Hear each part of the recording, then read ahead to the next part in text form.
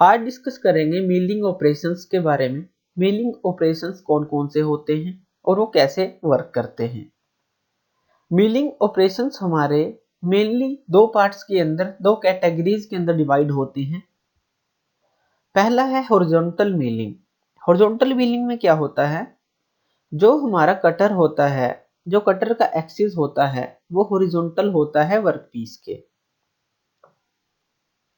Horizontal milling हमारी दो तरह की होती है, अप मिलिंग और डाउन मिलिंग। दूसरी होती है वर्टिकल मिलिंग। वर्टिकल मिलिंग में क्या होता है, जो हमारा कटर होता है वो वर्टिकल होता है और परपेंडिकुलर होता है वर्कपीस के। तो ये हमारे पास दो तरह की मिलिंग ऑपरेशंस होते हैं। तो आज इनको हम डिस्कस करेंगे। सबसे पहले डिस्कस करते हैं हॉरिजॉन्टल मिलिंग, अप मिलिंग के बारे में। जो हॉरिजॉन्टल मिलिंग है, अप मिलिंग, इसके अंदर हमारा जो वर्कपीस है वो हमारा इस तरफ ट्रेवल करेगा, लेफ्ट से राइट की तरफ मान लेते हैं हम।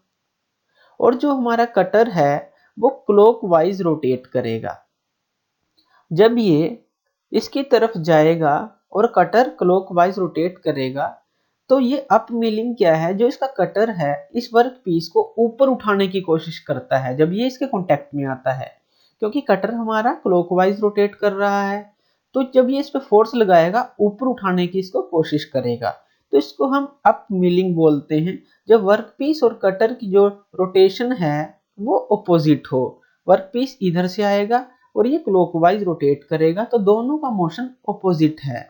तो इससे जो हमें वर्क पीस पे कट लगेगा, तो इस प्रोसेस को बोलते हैं अप मिलिंग प्रोसेस। दूसरी होती है हॉरिजॉन्टल मिलिंग के अंदर ही डाउन मिलिंग प्रोसेस। इसके अंदर हमारा जो वर्क पीस है और जो हमारा कटर है वो सेम डायरेक्शन में मूव करते हैं। मींस वर्क पीस अगर राइट से लेफ्ट की तरफ जाएगा और कटर हमारा क्लॉकवाइज रोटेट करेगा, तो ये सेम डायरेक्शन हो गई दोनों की। तो जो एक कटर है जब वर्क पीस के कांटेक्ट में आएगा तो वो उसको दबाने की कोशिश करेगा, क्योंकि क्लॉकवाइज डायरेक्शन में घूम रहा है तो इसको दबाने की कोशिश करेगा। तो इसलिए इसको बोलते हैं डाउन मिलिंग। अप के अंदर वो उसको ऊपर उठाने की कोशिश कर रहा था और डाउन के अंदर इसको ये नीचे दबाने की कोशिश कर रहा है। तो डाउन मिलिंग के अंदर हमें फायदा क्या है कि जो हमारा क्लैंपिंग प्रोसेस है वो अच्छी तरह से वर्कपीस के ऊपर क्लैंप कर सकता है और काम कर सकता है।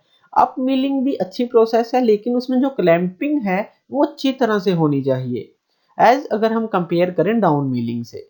तो इसके अंदर जो वर्कपीस है वो मूव करता है और उसके ऊपर कटिंग ऑपरेशन हो जाता है, तो इसको बोलते हैं डाउन मिलिंग। वर्टिकल मिलिंग के अंदर क्या होता है, वर्टिकल मिलिंग के अंदर हमें पता है जो हमारा कटर होता है वो हमारा आर्बर के साथ कनेक्ट होता है। ये आर्बर है और ये कटर है, और जो इसका एक्सिस है वो वर्टिकल होगा। तो हमने इसके अंदर एग्जांपल लिया है फेस मिलिंग का। इसके थ्रू, वर्टिकल मिलिंग के थ्रू आप स्लॉट भी काट सकते हैं, फेसिंग भी कर सकते हैं। तो हमने जो एग्जांपल लिया है वो है फेस मिलिंग का।